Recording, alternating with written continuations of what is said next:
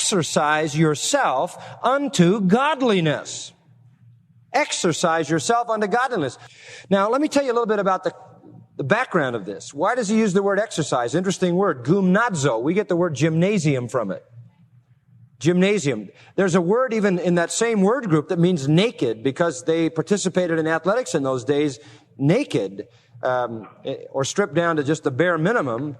And so the word meant to exercise or to train yourself in an athletic endeavor, which means rigorous, strenuous, self-sacrificing kind of training.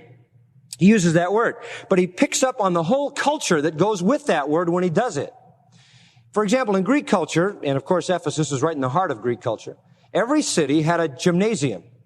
It was a focal point of the city. And youths between the ages of 16 and 18 gave the major proportion of their education to physical training. And there was a great and prized and esteemed viewpoint of athletics. So in every town there would be a gymnasium.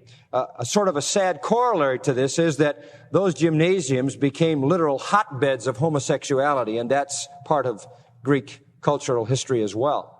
But nonetheless, and that's where that kind of pedophilia comes from, the young boys in the gymnasium with the older men and the whole sick homosexual thing that goes with that.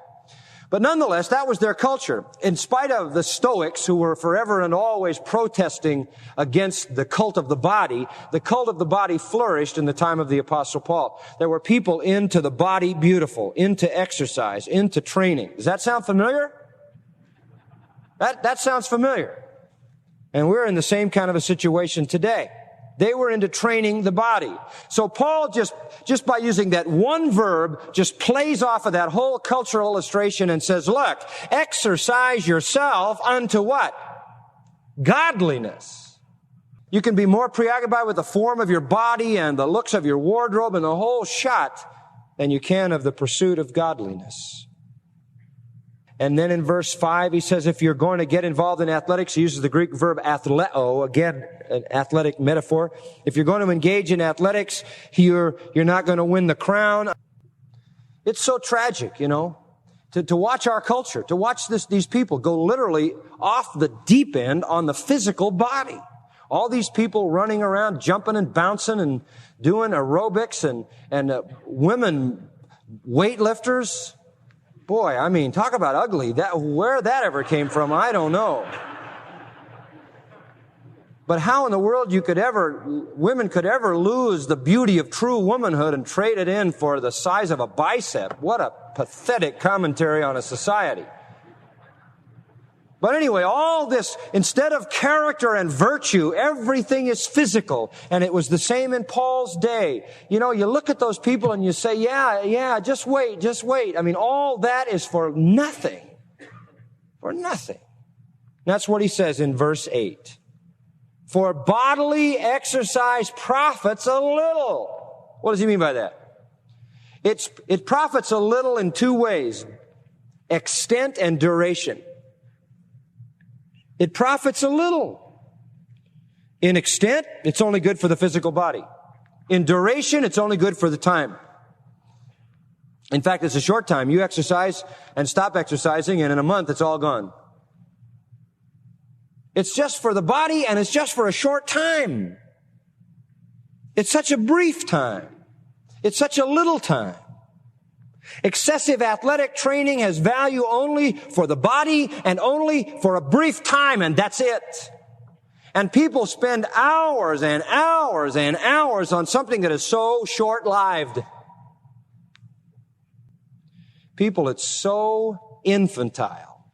It is so spiritually infantile to preoccupy ourselves with a body. It just shows the level we're on. It shows an inability to gain perception of the reality of the spiritual dimension and the eternal dimension. It's just that narrow, confined perspective. So, it should be axiomatic in the church that the church is not occupied by a whole bunch of body worshipers, but that it's a group of people who are in training, and what they're in training for is their soul. But he says godliness, verse 8, is profitable unto all things. Oh, if you want to work on something, work on that.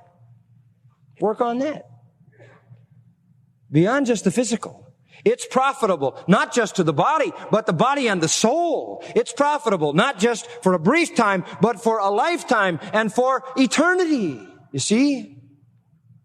So if you're going to train yourself, if you're going to go into training, if you're going to make a New Year's resolution, don't make a New Year's resolution to go to the gym 3 times a week. That isn't the priority. Unless that fits somewhere at the bottom of your list, make a resolution to spend time in the Word of God every day and cultivate godliness. Because godliness is profitable for all things, spiritual things, for time and eternity. You get involved in spiritual gymnastics, and you go to your spiritual gymnasium every day and do your spiritual workout, and the results will not only be blessedness in the life that now is, but blessedness in the life that is to come. And there's so many people, I think even in ministry, who can get so preoccupied with they got to have their exercise, and they're spending far more time exercising their body than they are exercising in the regard of their soul. The exercise profits a little, but godliness profits unto all things, because it has the promise of the life that now is and of that which is to come. It benefits both. So everybody knows that bodily exercise is only good for a little time and for a body, whereas spiritual training is good forever and for the soul. I mean, if you're going to go into training for godliness. Go into training for virtue. Go into training for the inner man, the soul, the spirit unto godliness. Eusebeia means reverence, piety, true spiritual virtue. Keep yourselves in training for godliness would be a good way to translate the tense of the verb. Keep yourselves in training for godliness. Discipline yourself unto holiness.